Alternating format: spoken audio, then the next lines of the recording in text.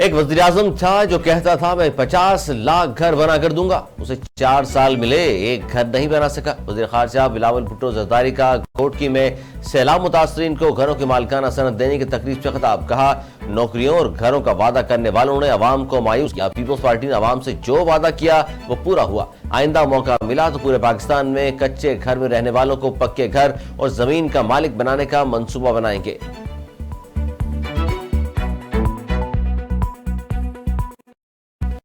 پاکستان کو ڈیفالٹ سے بچایا، سابق حکومت نے ملک کو ڈیفالٹ کرنے میں کوئی کسر نہیں چھوڑی تھی۔ وزیراعظم شہباز شریف کا وفاقی کابینہ کے الوداعی اجلاس سے خطاب، کہا مشکلات کے باوجود IMF سے ڈیل تمام اتحادی جماعتوں نے بھرپور ساتھ دیا، تمام وزراء نے سخت محنت کی، امید ہے عوام ہماری کارکردگی اور مشکلات کو سمجھیں گے۔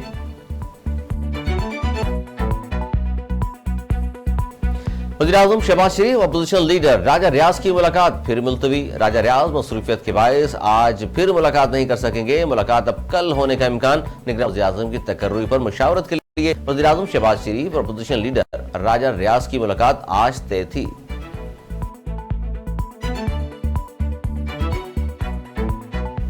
چیئرمین PTI کی اٹک جیل سے اڈیالہ جیل منتقلی اور سہولیات کی فراہمی کی درخواست پر سماعت، عدالت نے وفاق اور پنجاب حکومت سے جمعے تک جواب جمع کرانے کے لیے کہہ دیا، سماعت ملتوی۔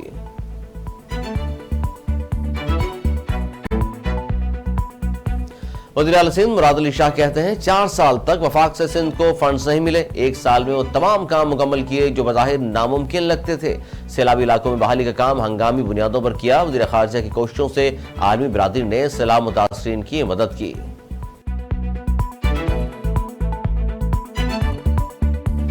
بلوچستان کے ضلع زوب میں CTT کا ایکشن، 3 حملہ آور ہلاک، حملہ آوروں کی فائرنگ سے 2 CTT اہلکار بھی زخمی ہوئے، CTT ترجمان کے مطابق مارے گئے حملہ آور کا تعلق کالعدن تنظیم سے ہے۔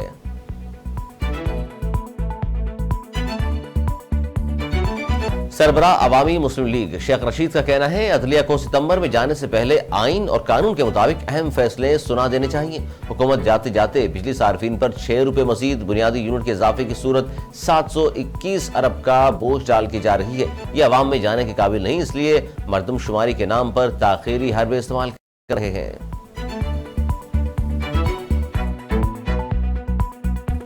PTI رہنما بیرسٹر محمد علی سیف نے الیکشن کمیشن کا چیئرمین PTI کی نااہلی کا فیصلہ غیر قانونی قرار دے دیا، کہا سپریم کورٹ نے 2021 میں الیکشن کمیشن کو ایسا کرنے سے منع کر دیا تھا، عدالتی فیصلے کے تحت الیکشن کمیشن کو ارکان اسمبلی کو نااہل قرار دینے کا اختیار نہیں۔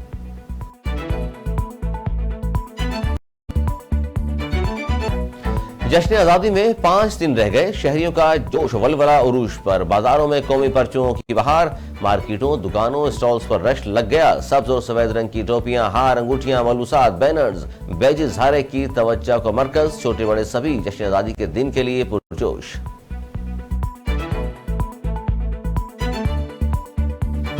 پاکستانی سیاست کا فیصلہ پاکستانی عوام کو اپنے آئین اور قانون کے مطابق کرنا ہے، امریکہ نے پاکستان میں اسمبلی کی تحلیل اور آئندہ انتخابات کے حوالے سے بیان جاری کر دیا، کہا دیگر ممالک کی طرح پاکستانی حکام پر زور دیتے ہیں کہ آئین اور قوانین کے مطابق عمل کریں۔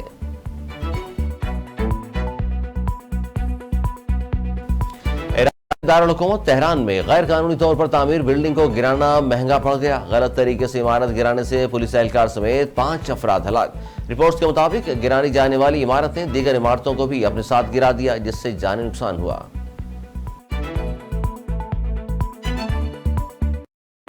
برطانیہ کے شاہی خاندان نے شہزادہ ہیری کے نام سے پہلے ہیز رائل ہائنس کا لقب ہٹا دیا، برطانوی میڈیا کے مطابق شاہی خاندان کا یہ اقدام شہزادہ ہیری اور میگن مارکل کے امریکہ منتقل ہونے سے متعلق معاہدے کا حصہ ہے۔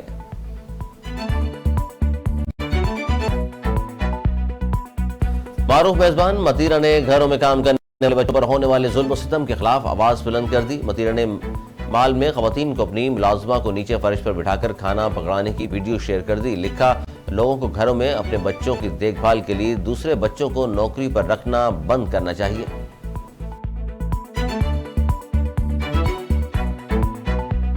اور پاکستانی ٹیسٹ لیڈر فواد عالم کی ریٹائرمنٹ سے متعلق تمام خبروں کی تردید، کہا ریٹائرمنٹ کا کوئی فیصلہ نہیں کیا، میری ریٹائرمنٹ کا کوئی فیصلہ نہیں، میری ریٹائرمنٹ کی خبروں میں کوئی صداقت نہیں۔